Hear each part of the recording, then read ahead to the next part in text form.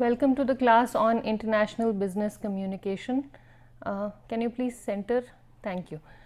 Welcome to the class on international business communication. We were talking about persuasion, we've talked about compliance, we've talked about communication climates, we've talked about a million things. Today we are going to discuss a very important application of communication in the international business environment, and that is negotiations and conflict management. So let's get into the class. The first thing, as usual, is a revision. I'd like you to discuss the connection between compliance and persuasion. What is the connection? How does compliance different from persuasion? How is it similar to persuasion? I would also like you to discuss what are the different ways in which people may be persuaded. Why do you think people agree to be persuaded? And I would like you to discuss the forms of persuasion that may not be considered ethical in different cultures. I want you to discuss whether there are certain forms of persuasion that may be considered ethical, even though they may be considered unethical in some cultures, and why is it so? See, this whole course is not prescriptive. It's only I'm only trying to give you the reasons for doing things that you do. I want you to come up with your own prescriptions of doing things the way you want to do them. So anyway, so let's get into this. What are the so after you have discussed all of these things, let us move on to how do people resist when asked to comply. The first thing that people do when asked to comply, when they don't want to comply, is the non-negotiation strategy, which is the outright refusal to comply. I'm sorry for the noise in the background. Negotiation strategy could be reluctant, they make reluctant compromises. Identity management strategies are when they make the requester feel bad, and justification and resistance strategies are when you justify convincingly that the request cannot be complied with. So let's just go over this once again. The first one is non-negotiation strategy, which is the non-cooperation movement kind of thing, where you say that I will not agree to whatever you are saying no matter what. That is the non-negotiation strategy. You just point blank refuse to comply. The second one is the negotiation strategy, where you say, okay, I will agree to comply, but with some resistance. I'm not comfortable with complying, but I'll agree to do it. Identity management strategies are when you make the requester feel bad, which means you somehow negatively impact the person's public image, either in his own eyes or in front of others. And you say, if you do this, are you sure you want me to do this? Are you really sure? Do you think I would do this? Isn't it wrong on your part? That is the implication. You may not say that outright, but that is the implication. You say that, are you sure? I mean, is it not wrong on your part to ask me to do this? Why should I stay back after 6? I'm getting paid only for being here from 9 to 5. Are you sure you want me to do this? Are you sure you don't want me to go home and spend that time with my children? Are you sure you don't want me to go home and spend that kind of time with my family? So you put the person in a position that the person is bound to withdraw their request to you to comply. The last one is justification resistance strategies, where you tell them, you give them logical reasons that will appeal to them to not to withdraw the request. So you say, okay, I will agree to this request, but these are the reasons that I will not want to do this, and you give them, you know, proper reasoning for why you don't want to do something.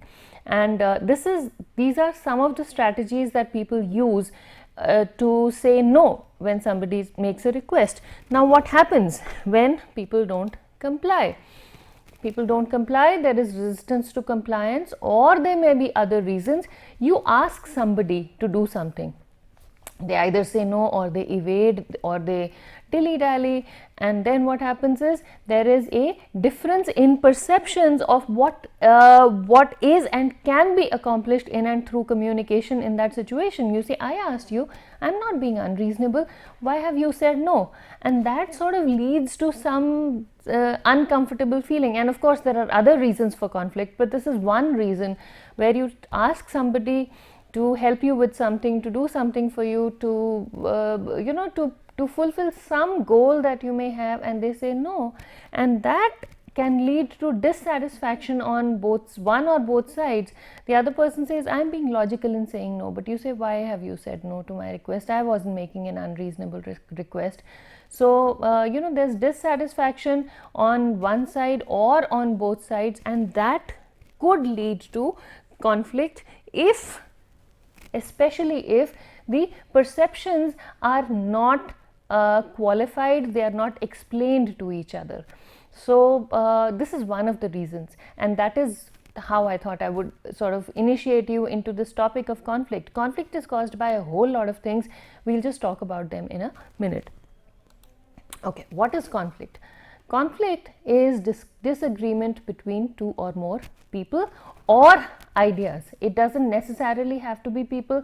When we talk about intrapersonal communication, conflict is this disagreement between two sides of the same coin, two ideas, two concepts going on in your mind, and they're somehow debating with each other. It is basically a situation where the goals, values, interests and perceptions of one individual or group are incompatible with another individual or group. Okay.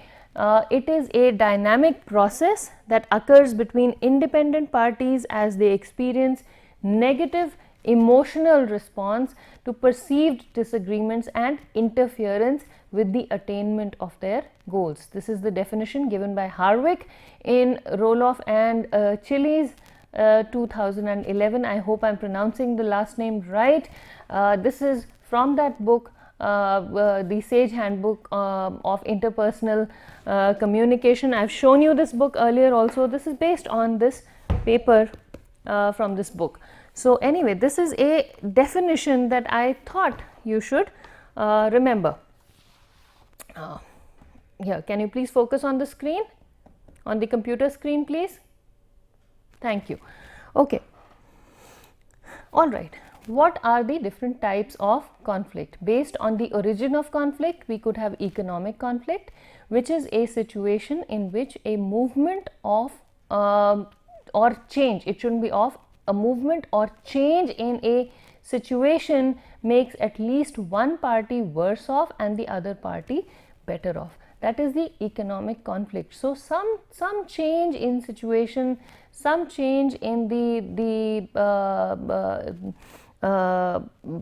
position can make one party gain more and the other party lose something, gain something, lose something, where there is some material object or concept or idea involved. So some party feels that they have gained something more and the other party feels that they have lost something in terms of resources, in terms of something tangible.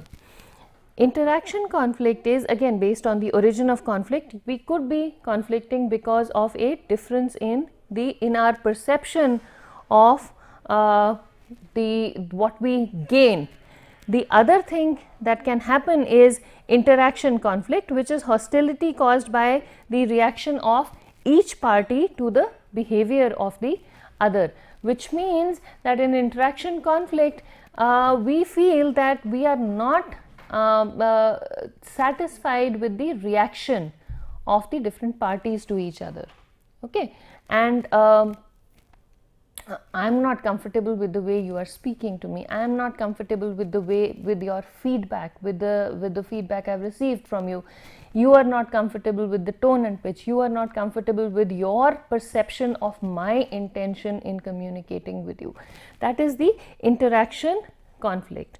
The third one here is internal conflict, which is a situation in which one party cannot make a decision because they are being pulled or pushed in two opposite directions at the same time. This is what I was talking about.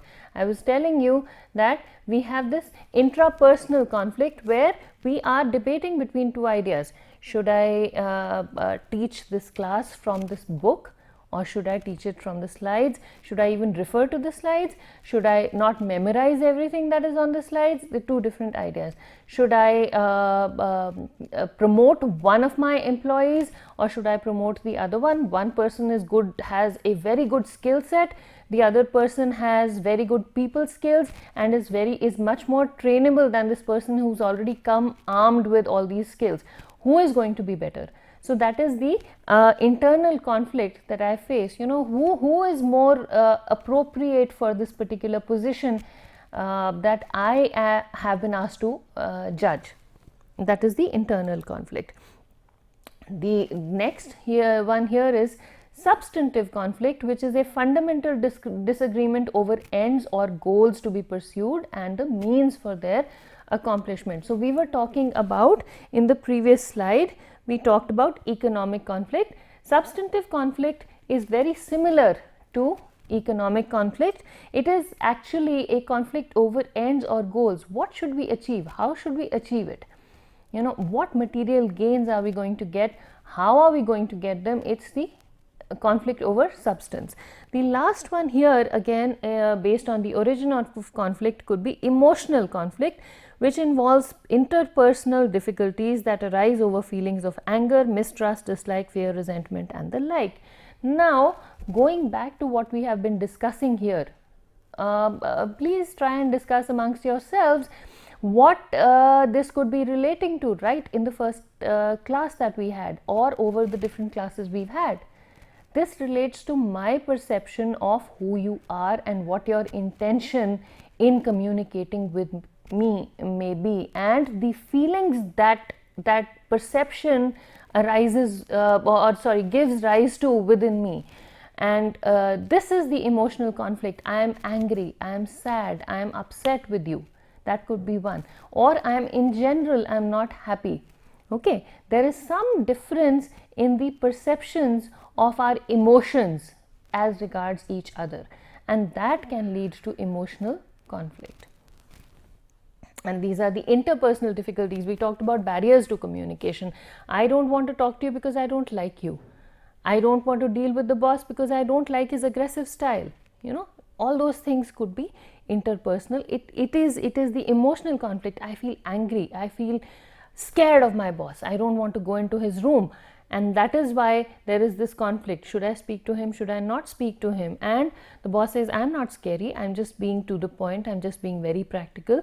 And I say, no, my God, the boss is so scary. Or my supervisor is very, he is always scolding me. He's always pointing out my mistakes.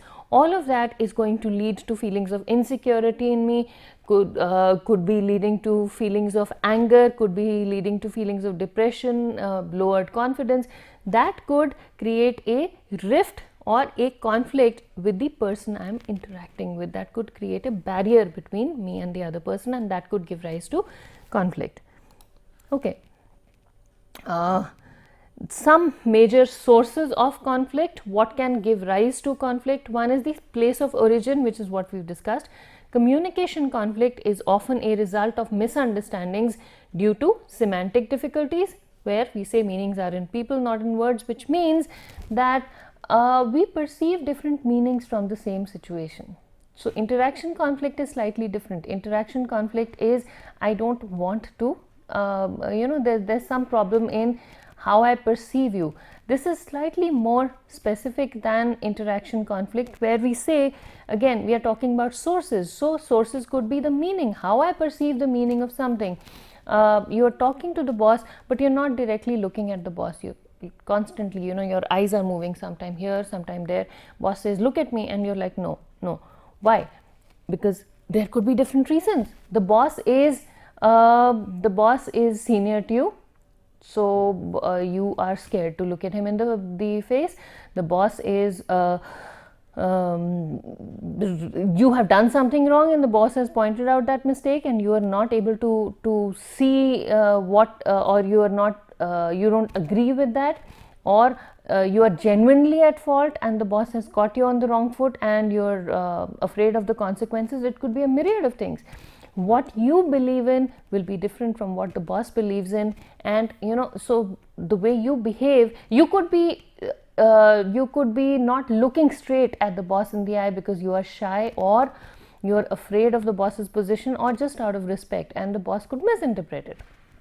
It happens many times. Or you are in so much of a hurry, something, you get an important piece of information and you write FYI, send an email to the boss, and the boss gets upset. Why was it not properly addressed? Dear boss, or dear Mr. So and so, and with regards, why did you not say that? Why FYI? You're being too informal.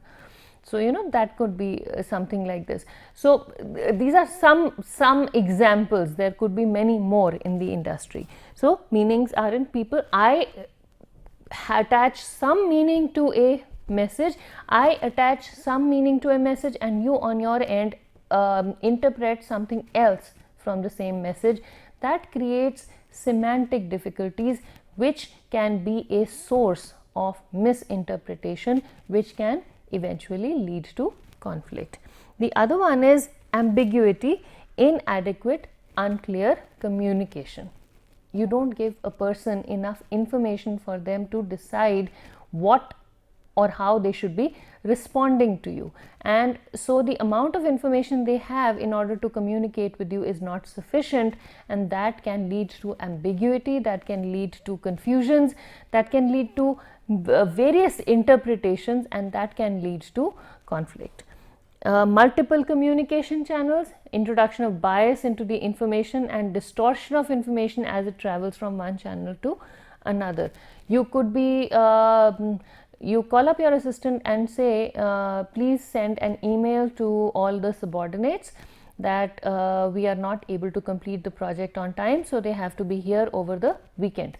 And so you have conveyed the information over the phone. The words are different. You say, please do this, and ask them to come as and when they feel comfortable over the weekend so we can finish the project. The assistant sends a memo to all the subordinates. Boss's orders, everybody come to work on Saturday and Sunday, report at 8 a.m. or else. And that and the way people start talking is, you know what, the boss is very, very autocratic, the boss is trying to tell us how to do our jobs, don't we have other things to do? So it's like playing Chinese whisper. You send one message, and by the time it reaches the intended audience, the shape has completely changed. When your assistant writes or else, report to work at 8 a.m. on Saturday or Sunday, or Saturday and Sunday, project is not complete, there's some problem, report at 8 a.m. on Saturday and Sunday or else. And it comes as an order, it comes as a command, it comes as inflexibility, and that can create problems with the communication you have. That can create misinterpretations about the communication that has gone out, and that can create problems with any further communication you may have with the intended audience. Structural conflict could be size, bureaucratic qualities. Heterogeneity of staff means people belonging to different cultures, people belonging to people coming with different skill sets. They are not a homogeneous group. Some are engineers, some are lawyers, some are management experts, and you have all of the same people working in the same office. They are part of the same team doing different things, but they are part of the same team. The more heterogeneous your group is, the more problems there could be.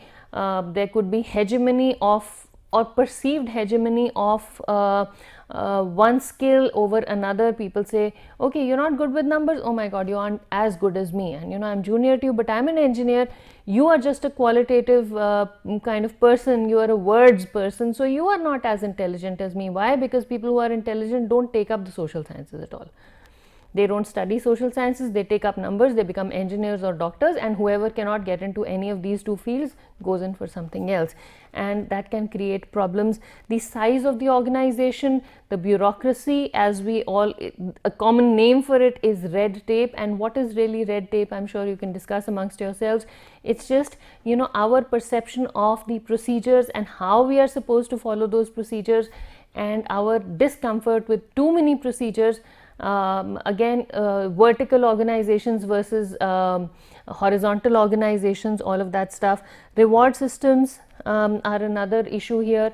How rewards are perceived and disbursed.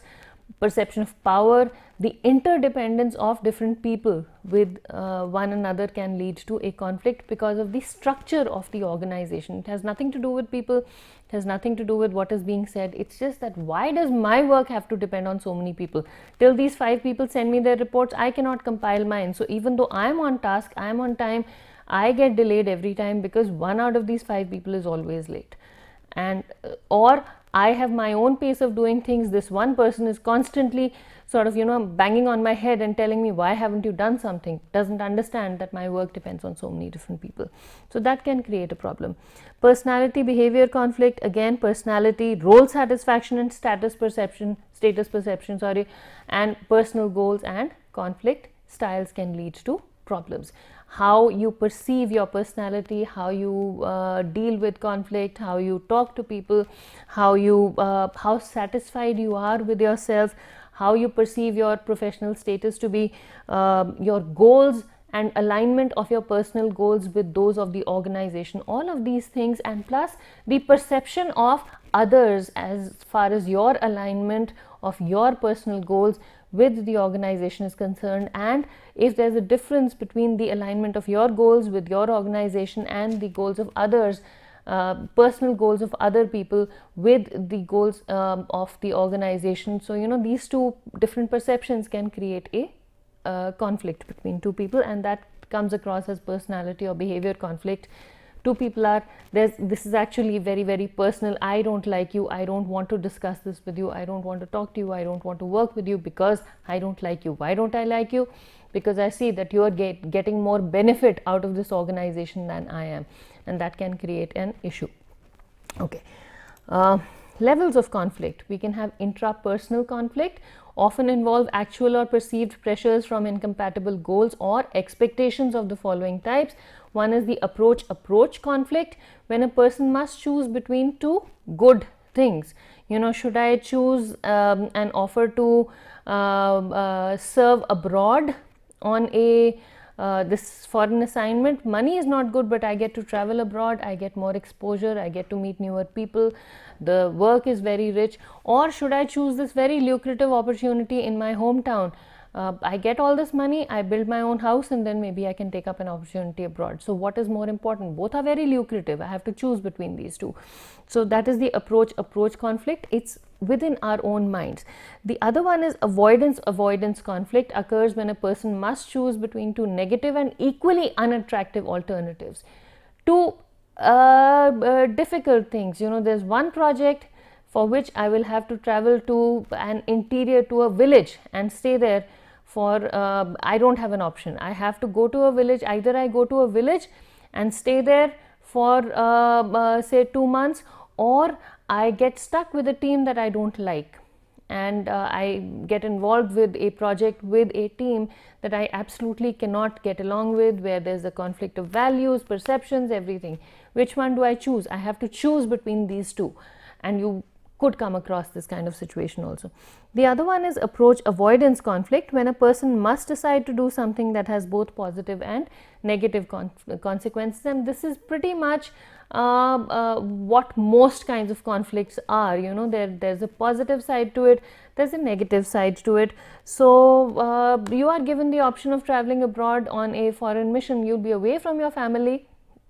The positive side is that you get to you get exposure to a new culture. The company company sending you to Italy, a beautiful place, tons of money, but then you're away from your children. You don't want to miss the growing phase of your children. So there's something good and something bad, but then you think, okay, if I can bring all that money back, I can contribute to their education and quality of life. I can keep sending money back. It's only 1 year, but 1 year away from your little toddler can be very, very excruciatingly painful actually.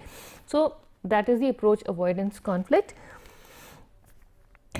Interpersonal conflict occurs between two or more individuals. We are talking about levels now, who are in opposition to another, could be emotional or substantive or both.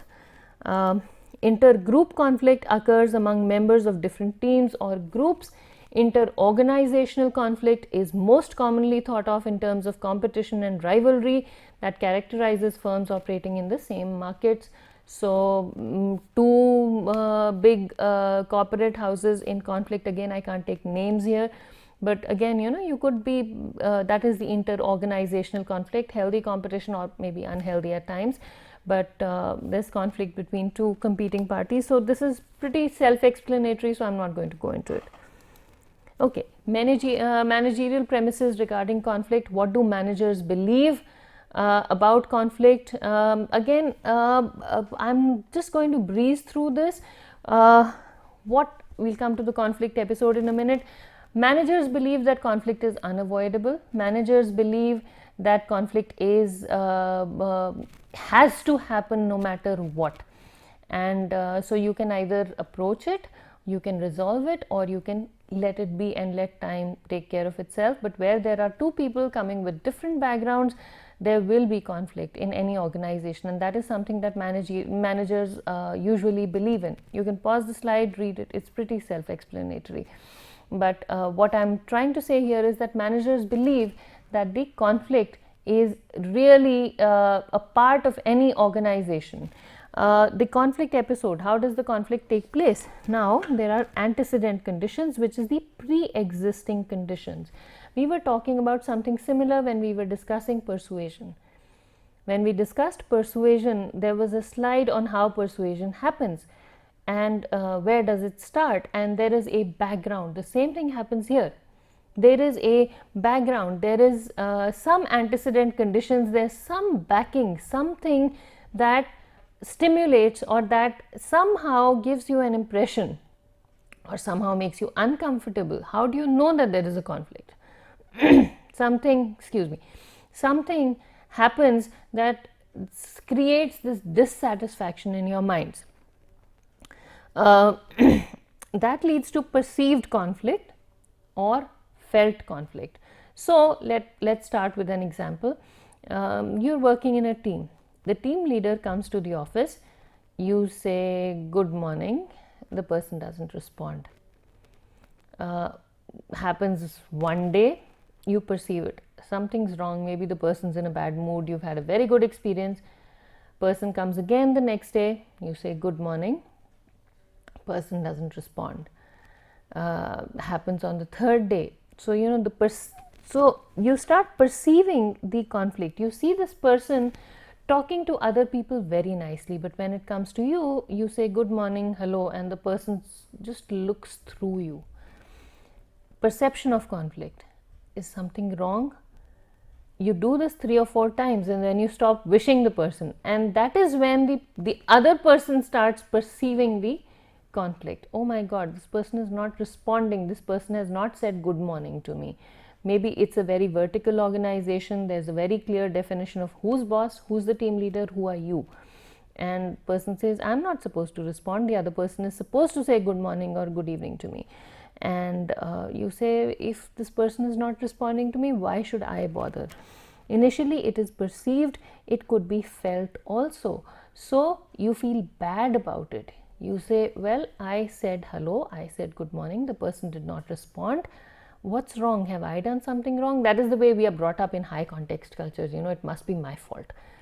So have I done something wrong? Maybe I'm not doing my work well enough, and then you get extra diligent about your work and still no response, and you say, maybe this person is really nasty. Why? I haven't done anything to hurt you. Why are you doing this to me?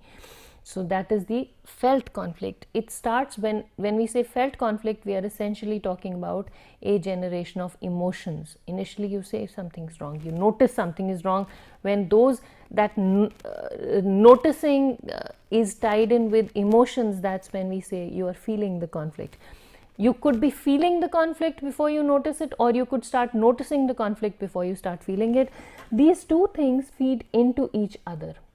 And that leads to a manifestation of the behavior. You know, it manifests itself in behavior. You say, okay, the person is not really responding to me, so even I'm going to get a little bit uncooperative. What is the meaning of this? I haven't done anything to you. So the next time the person calls you, stops by your office and says, hi, how are you? Let's have a cup of tea. And you say, no, nothing doing, I'm busy. And that is when it actually starts appearing in your behavior. You say, I said hello to you. Maybe the person had something going on in his life. Maybe the person was sick, but you couldn't see it. Maybe the person is shy, doesn't want to open up. But you say, the person stops by and says, hello, how are you? And you're like, I'm busy, don't disturb me. And or I don't want to have a cup of tea with you, I'll just come to you, I'll talk to the point. So that is when it starts manifesting itself in behavior. Or you have a meeting. Initially you're very supportive of each other, but in the meeting the person says something and you lash out at the person because you've been feeling all these negative things. That could lead to conflict resolution or suppression. So you feel that, okay, once you've lashed out, then it's out in the open. Behavior indicates that there is a problem. I'm sorry, my throat is drying up a little bit. Behavior indicates that there is a problem. So you try to either address the issue or you try to suppress the issue. And that leads to the aftermath of the resolution. Just study this for a minute while I sip on some water. Thank you. Okay, so you either try to resolve the conflict or suppress the conflict. That leads to a resolution aftermath. You say, okay, it's not worth fighting, it's fine, somebody lashed out, let's just let it be. Or you say, who are you? You know, why did you lash out at me? What is the meaning of this? And you go and talk to the person and you say, why? Why did we have this disagreement? Why did we fight? Why have we been feeling this?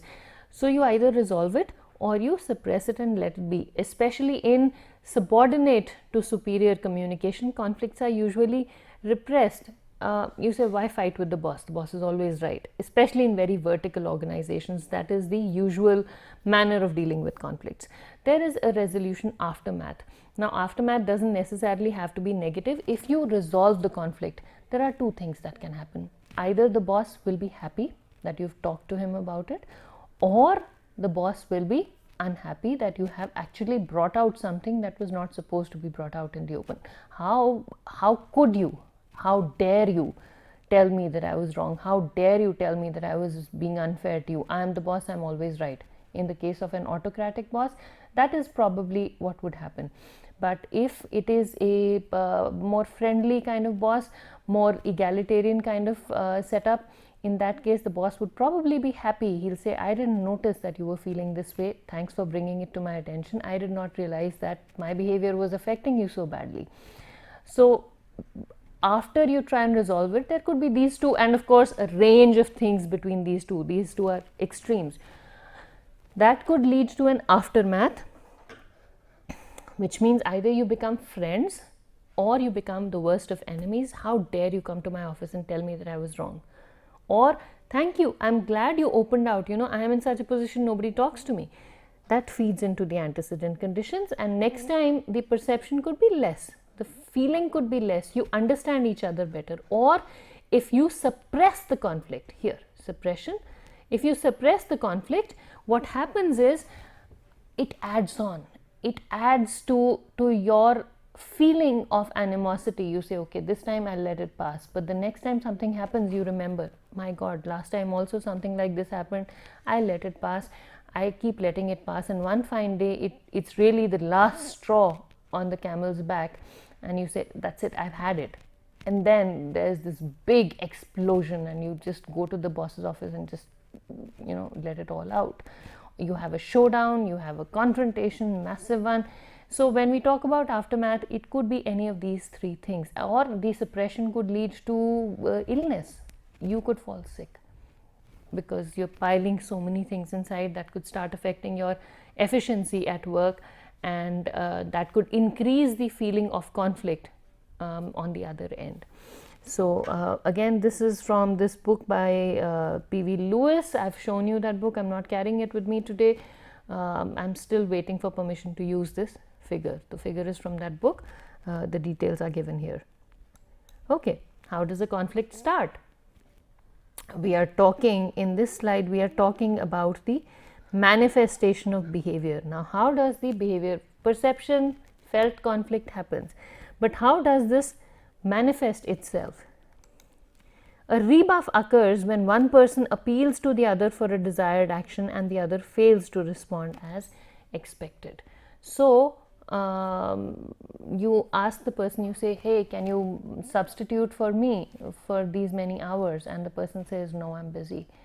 So it's a rebuff. Could be genuine, but if it's an outright no, if it's a non-negotiation strategy that the person uses, the person says, no, I cannot, then the other person or the person sort of evades things, that's a rebuff. Okay, person refuses to comply.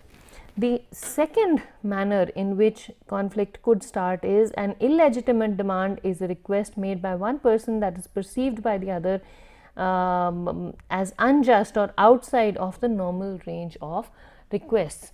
So this is really when there's a difference in perceptions of the requests that are made to different people.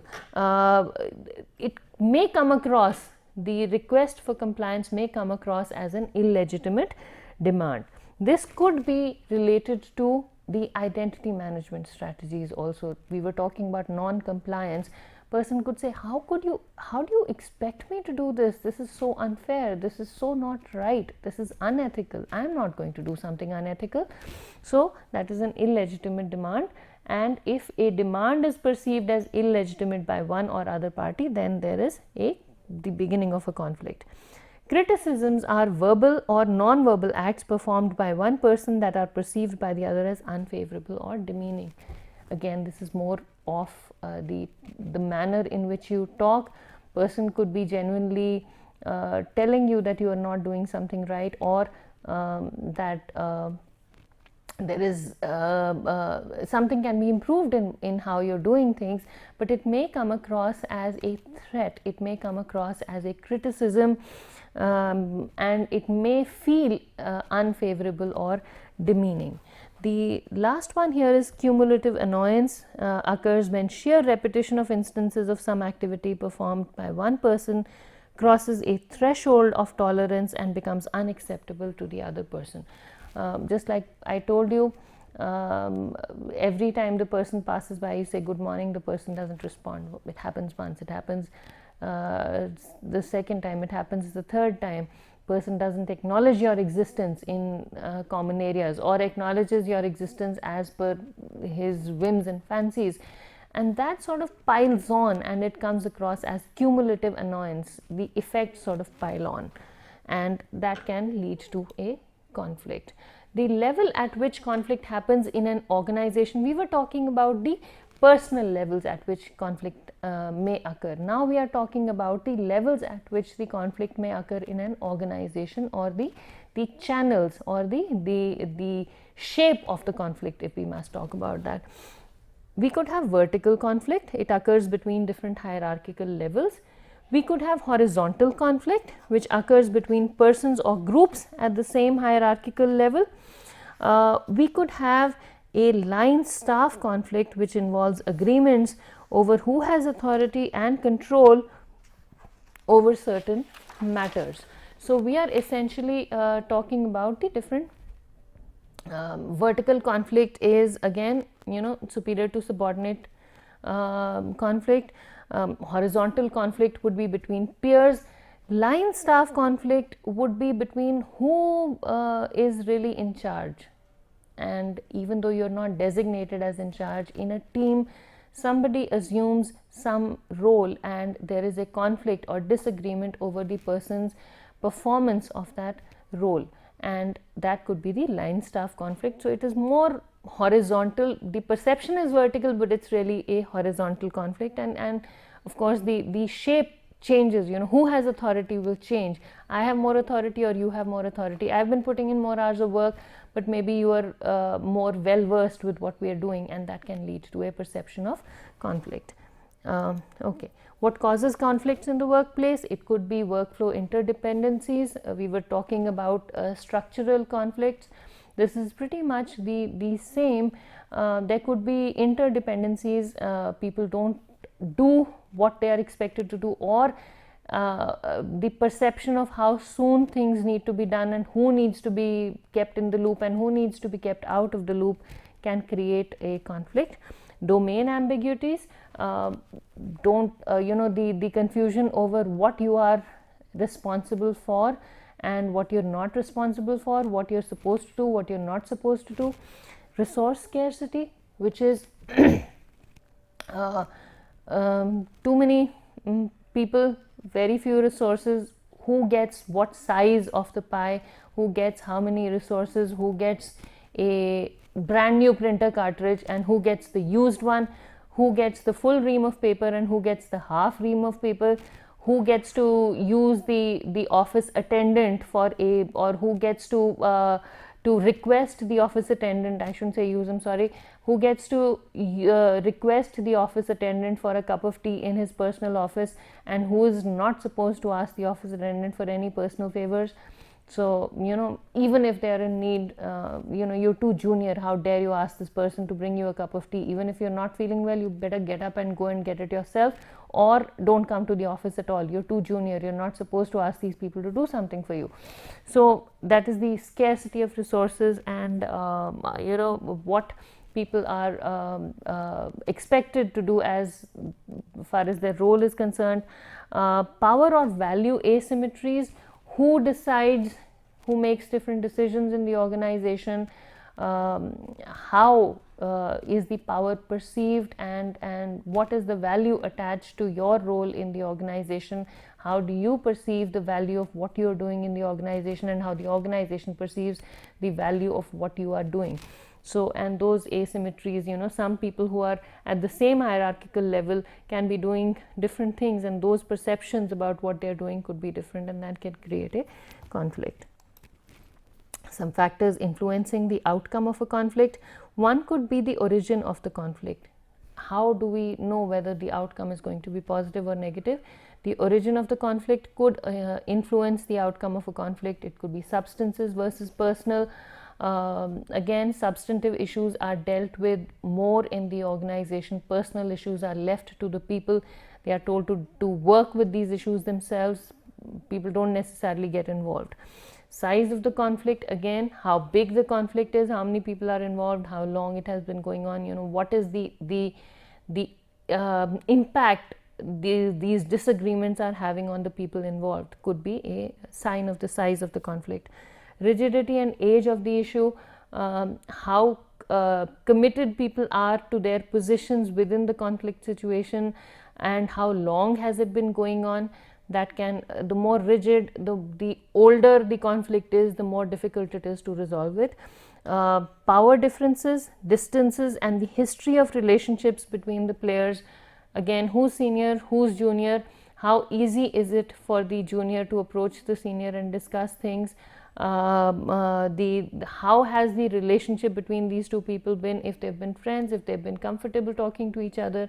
It can be easier for them. If they've had issues earlier, then it can be more difficult to resolve these conflicts. Why? Going back to the diagram, all these contribute to the antecedent conditions. All this becomes a part of the antecedent conditions in any conflict situation. That is why all of this stuff in the social sciences, especially in an applied behavioral science like communication, everything is interrelated. You can pull out any slide from whatever we have been discussing till now, and you can relate anything to that slide. That's how interconnected and messy this whole science is. Okay, individual personalities, traits, and dispositions can again influence how the conflict is perceived, how conflict is manifested, and how it is dealt with. Okay, some attitudes people have to conflict. How do we perceive conflict? Some people may perceive conflict as war. It's a battle, and some resolution, like hardcore war tactics are required. It's war. One person must win. The other party must die. They either win or they die. So some people perceive conflict like that. Conflict as impotence metaphor. Conflict is a victimizing process in which participants are powerless to alter events. So you feel that one person is more equipped. You say, I am better equipped to deal with this conflict. It's not about dying. Who is better equipped to get a positive response at the end of the conflict? Who is better equipped to actually enter into this conflict? And that is one way in which people look at it. Yes, we are both fighting, but you know what? I have better skills than you. And it's not a do or die game. It's not a win or lose game. It's about who emerges as a better player. Conflict as a rational process metaphor. Conflict is a collaborative experience with potentially positive outcomes. And so you feel that yes, it is healthy to be in a conflict. Why? Because unless we are in a conflict, we are not really going to the depth of the problem. And when we approach the problem so deeply, we will come out with solutions that can help us move forward in a positive direction. Some people look at conflict like that. It is an opportunity to grow. You must have seen this, and I'm going to give you an example from our childhoods. When we are learning botany, when we are learning about plants, our teachers tell us that if you put some obstacle in front of the new shoot that is coming up, or a creeper that is climbing up on the wall, if you put an obstacle, it will grow faster, it will go over that obstacle and it will move on. So, it is more important for the plant to grow than to just stop there because of the obstacle and not grow. And that is exactly what people look at this as. They think that it is a rational process. They feel that once they go in, especially when obstacles come up, it gives them a chance to grow. It gives them a chance to overcome those obstacles and discover their hidden potentials for dealing with such things. Intercultural conflict, very, very, very important. I just saw I was just shown the 15-minute sign, so I'm going to have to rush through this a little bit, but we've dealt with all of these things a lot. Stella Tingtoomey, stalwart in intercultural communication. I have tried to come up with this very, very simplistic diagram based on what I read from her paper. Miscommunication as a result of different cultural backgrounds can lead to misinterpretation, which can lead to pseudo conflict or a feeling of conflict or a perception of conflict, as we discussed, which can lead to conflict, and that sort of feeds in here. That feeds in. Okay, there is miscommunication. We feel that the other party understands something. Misinterpretation because of miscommunication and because of difference in context leads to pseudo conflict, which is a feeling of conflict, may not really be a conflict at that point. It is just a perceived conflict. If it is allowed to grow, it actually leads to a conflict situation, which again feeds into this whole miscommunication situation. All right, some perceptions of conflict based on cultural differences, how people perceive conflict in different cultures. Very, very, very important topic. We talked about low context and high context cultures. In low context cultures, again, this is based on Stella Tingtoomey's paper. In low context cultures, there is an expressed struggle to air out differences. Airing out differences is encouraged because people feel that it is a chance for them to overcome this problem. It will give them something to do. It will give them an opportunity to explore new areas to overcome a problem, or if there's a problem, it is impeding the achievement of the goal. So let's just get it out in the open, get over it. It is encouraged.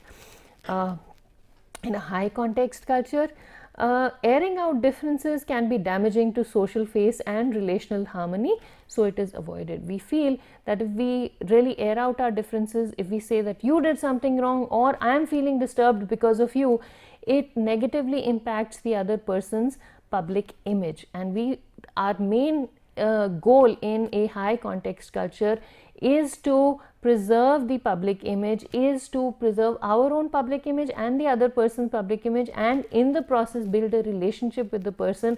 We feel that if our relationship with the other person is good enough, is solid enough, we will be able to achieve any goal in the world. But we need to be thick together, we need to be together, we need to be one unit. If we are one unit, no goal is unachievable.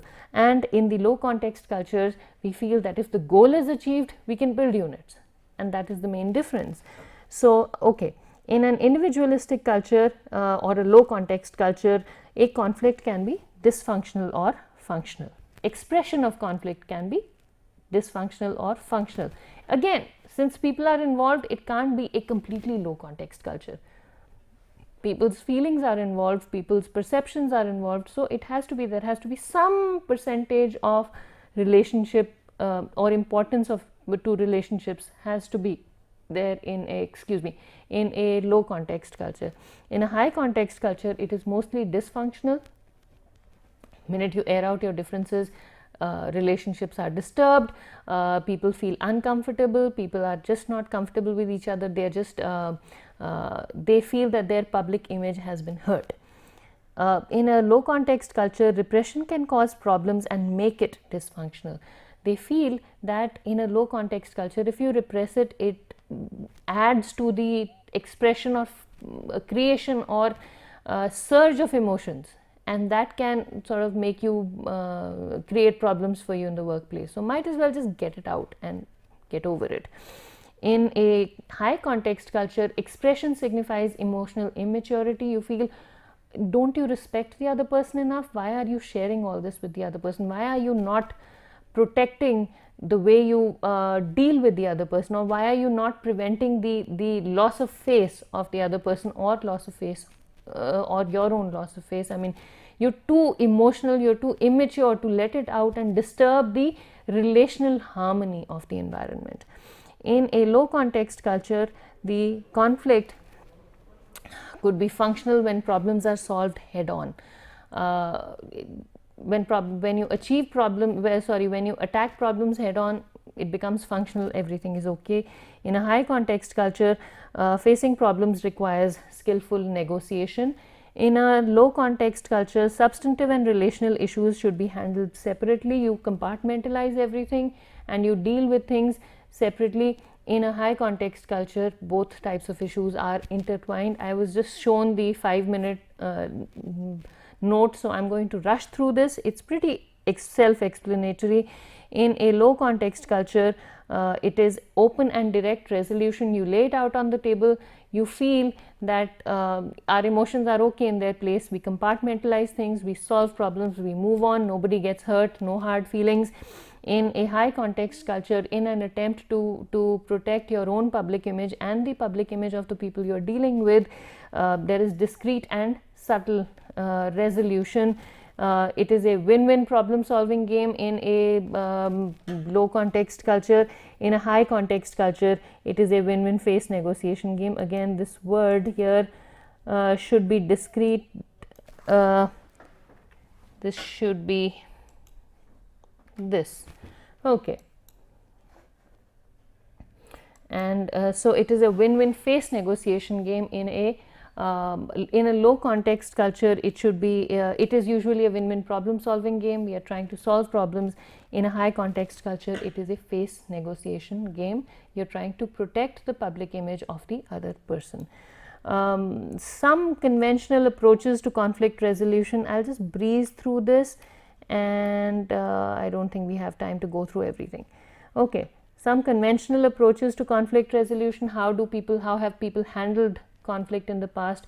They either compromise, or there is a third party judgment. They call in people from outside to help, or they just let it go. Procrastination is just letting it sit, and they say time will heal all. You could ignore the demands of others, just put forth your point of view and get it over with. Peaceful coexistence, we agree to disagree and move on. Or you change the organizational structure. If it's that important, you bring about a change in the manner in which the organization is structured, and sort of, try and resolve the conflict through that way. You change the people who are in different positions of power, and that can help end or at least reduce the effects of the conflict. You have liaison groups or intermediaries. We talked about networks, communication networks. Liaisons are people who are connected to both cliques but don't really have very high stakes in either clique. you get hold of such people and you ask them to intermediate. Now this is different from third party judgment. Third party judgment is getting a person who's a total stranger to both of these groups and can see things from an objective point of view. A liaison is a person who has the best interests of both groups at heart, and is connected and has some stake but not a very high stake in both the cliques. And so you get intermediaries, people who are sort of friends with both sides and who are positive towards both sides, and you ask them to intervene. How do people handle conflict? They can become evasive, they avoid the conflict without disrupting the relationship. They could become estranged, they avoid the conflict but manage to disrupt the conflict in that manner. I don't want to talk to you, I will not discuss this with you. So you say, I'm estranged, I will look at you but I'll just look through you. Accommodating, you consider others' view over one's own but without resentment. Patronizing could be you consider others' view over your own view but maintain a grudge for giving up your own view. So you say, okay, I will take care of you because you're junior, but then remember, you hurt me and I'm doing this, I'm taking a hit and helping you. Assertive is you focus on your own view over the other's view but without anger, and so you sort of put your foot down and you say, this is what I want and that's about it. Consolidating is you give equal consideration to both views in a non-disruptive way, and sort of you say, okay, let's just deal with it in a logical manner. Assertive is I want to, it's my way or the highway. Consolidating is let's take the both, sort of let's consolidate the discomfort both have with each other. Let's just put everything on the table and see where we can sort of minimize the discomfort to both parties. And begrudging, you consider both views but in a disruptive manner, and you sort of hold a grudge. Even when the conflict is solved, you hold a grudge. And these are some of the ways in which people handle conflict. Which way is better depends on the situation. We don't have time for much else. We will go straight to the discussions here, and so I would like you to discuss for the next class, please discuss what conflict is, how does conflict arise, how is the manifestation and expression of conflict influenced by culture and nationality of a person, why would it be influenced by culture and nationality, why would it be influenced by background, and what might the impact of cultural conflict be, intercultural conflict be on a multicultural, multinational office environment. These things are essential because we are talking about international business communication. We'll come to the issues of expatriation, etc. in one of the following classes. But in light of all those, I would like you to discuss these things and be prepared for the next lecture, and we will talk some more in the next lecture about conflicts and negotiations. So wish you all the best. Thank you.